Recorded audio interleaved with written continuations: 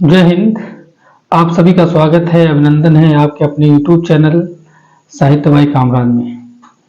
दोस्तों, आज की इस वीडियो में हम बात करेंगे जो भी अभ्यर्थी net JRF, TGT, PGT, BPSC 4.0 की तैयारी कर रहे हैं और उससे अपनी सफलता को प्राप्त करना चाहते हैं और उसमें अपना भविष्य बनाना चाहते हैं, तो उन ऐसे अभ्यर्थियों के लिए ये वीडियो कारगर सिद्ध होने वाली है, जिसमें मैं बताऊंगा कि जो बीपीएससी 4.0 की जो परीक्षा है उसको हम कैसे पास करेंगे, उसका सिलेबस क्या है और उसकी रणनीति क्या है, किस तरह से पढ़ें, कितना ना पढ़ें, जिससे हम कम समय में सफलता को प्राप्त कर सकें। प्रिय छात्रों, जैसा कि आप जानते हैं कि किसी भी परीक्षा को पास करने के लिए उसका निर्धारित सिलेबस होता है, उसका एक पाठ्यक्रम होता है, उसी के अनुरूप आपको पढ़ना होता है।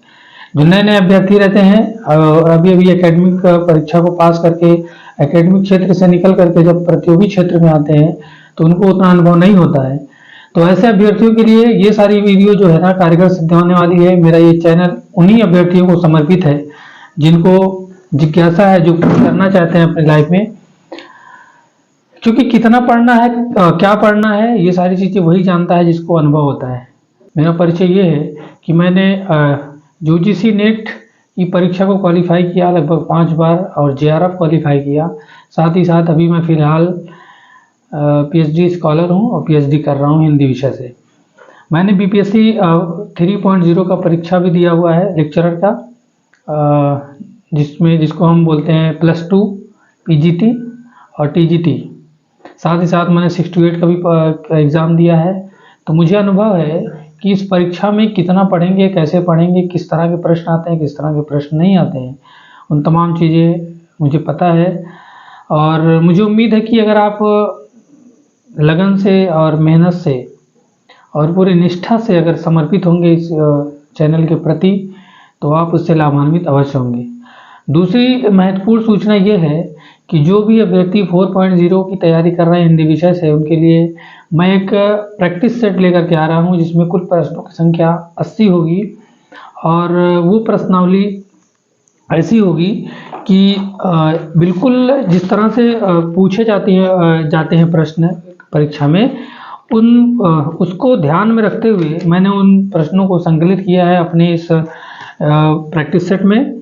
तो आप उसको देखेंगे तो आपको खुद यकीन हो जाएगा कि हाँ, ये बिल्कुल प्रश्न ऐसे हैं जिस तरह से संभावना हो सकती है कि इस तरह के प्रश्न आ सकते हैं। तो वो तमाम चीज़ें जो है, जो मुझे मेरा अनुभव रहा है और मैं जहाँ तक जान पाया हूँ, समझ पाया हूँ, उन तमाम अनुभव का इस्तेमाल करते हुए मैंने उस प्रैक्टिस सेट को तैयार किया है। और आपका अगर स्नेह रहेगा, आपका आशीर्वाद और आपका प्यार इस चैनल के प्रति रहेगा, तो मेरी कोशिश रहेगी कि ज़्यादा से ज़्यादा कंटेंट आप तक मैं पहुंचाता रहूं। साथ ही साथ ऐसे अभ्यर्थी जो नेट जेआरएफ की तैयारी करना चाह रहे हैं और वो उनको समझ में चीज़ें नहीं आ रही किस तरह से पढ़ें, क्या पढ़ें, तो मेरा मोबाइल नंबर है 63 86 14 21 41। ये मेरा मोबाइल नंबर है। इस पर आप मैसेज करके, व्हाट्सअप मैसेज करके मुझसे सवाल पूछ सकते हैं और क्या क्या पढ़ना है, कौन सी किताब पढ़नी है, कितना पढ़ना है, कैसे पढ़ना है, वो सारी तमाम जानकारी मैं इस वीडियो के माध्यम से आप तक पहुंचाता रहूँगा।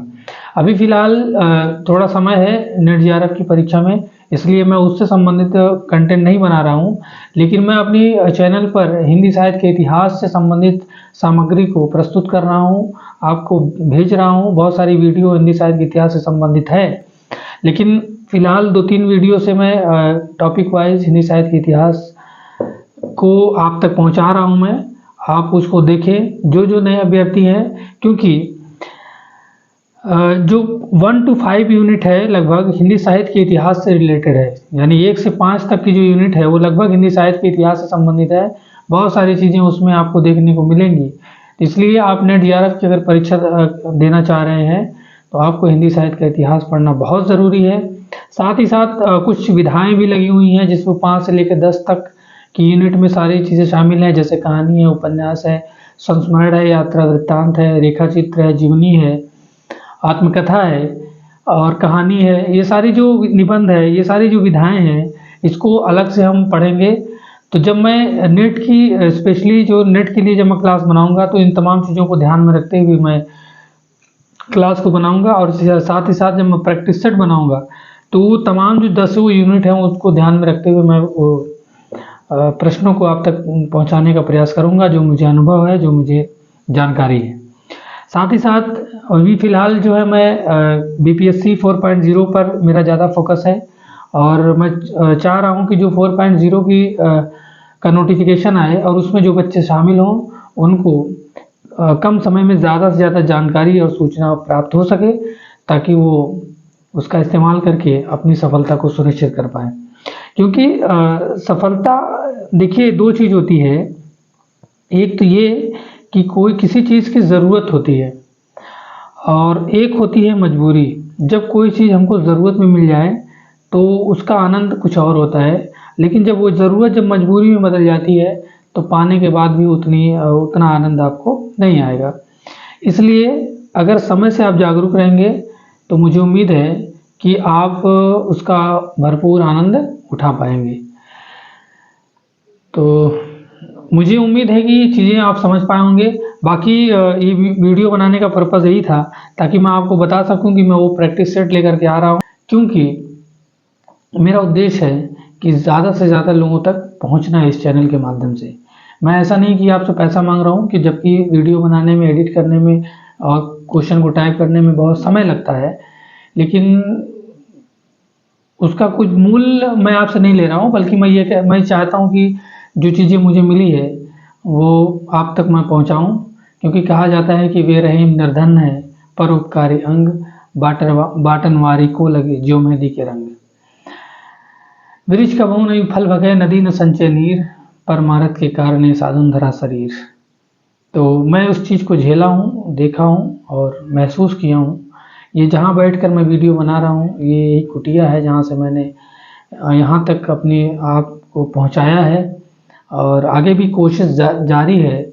और मैं चाहता हूँ कि उस मंजिल तक पहुँचा जाए जहाँ तक हर व्यक्ति का सपना होता है, ख्वाब होता है। तो अभी वो हम लोग मार्ग में ही हैं, अभी हमने मंजिल को तय नहीं किया है, इसलिए आपके मन में ये नहीं आना चाहिए कि आपने किया है या नहीं किया है। हमने जितना किया है मैं उतना ही बताने का प्रयास करूँगा और उतना ही देने का प्रयास करूँगा। आप ये ना कह सकें कि आपने तो किया ही नहीं तो आप क्यों बता रहे हैं। क्योंकि कभी कभी होता है कि कुछ परिस्थितियाँ आती है व्यक्ति के जीवन में जिसकी वजह से वो सफल नहीं हो पाता। और ज़रूरी नहीं कि जो परिस्थिति किसी एक व्यक्ति की हो, सबकी परिस्थिति वैसी हो।